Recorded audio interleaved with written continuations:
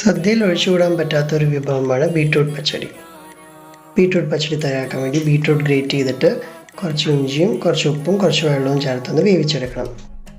അരപ്പിന് വേണ്ടി കുറച്ച് തേങ്ങയും പച്ചമുളകും കടുകും ജീരകവും ചേർത്ത് ഒന്ന് അരച്ചെടുക്കാം.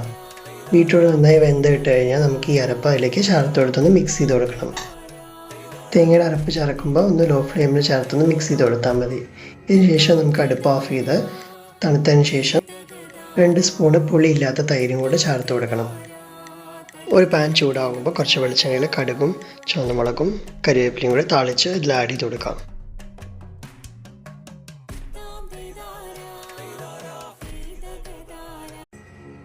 സദ്യയിൽ ഒഴിച്ചുകൂടാൻ പറ്റാത്ത ഒരു വിഭവമാണ് ബീട്രൂട്ട് പച്ചടി.